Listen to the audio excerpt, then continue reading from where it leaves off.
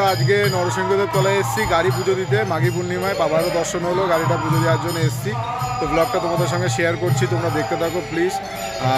যদি ব্লগটা ভালো লেগে থাকে অবশ্যই লাইক করে সাবস্ক্রাইব করে দিও। আর আজকে মাঘী পূর্ণিমায় তোমরাও বাবার দর্শনটা করো, সেটা আমার মাধ্যমে। আজকে তৃষ্ণা আসতে পারিনি, কারণ তৃষ্ণার একটু অসুবিধা ছিল। তো আমি, মা, কাকা, ভাই, মামা এরা এসেছি। আর এই দেখো যেটা নিয়েছিলাম আগের দিন আমরা, তো আগের দিন যে ট্রাক্টরটা নিয়েছিলাম সেটাই নিয়ে, তো কালকে ট্রাক্টরটা কিনেছিলাম। তো আজকে বাবার কাছে পুজো দিতে এসেছি মাঘী পূর্ণিমায়। তো ব্লগটা তোমরা এনজয় করো আর দেখতে থাকো।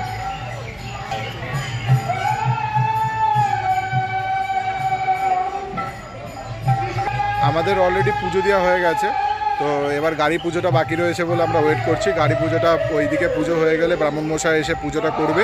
তো পুজোটা কীভাবে কী করে না করে তোমাদের সঙ্গে শেয়ার করবো, তোমার ভিডিওটা দেখতে থাকো। আর ভেতরে অনেক সুন্দর কীর্তন আর গোপাল রাধাকৃষ্ণের অনেক মূর্তি রয়েছে, আমি বাবার মূর্তিটা তোমাদের সামনে তুলে ধরেছি। তোমরা ভিডিওটা দেখো, তোমাদের আশা করি ভালো লাগবে। চলো।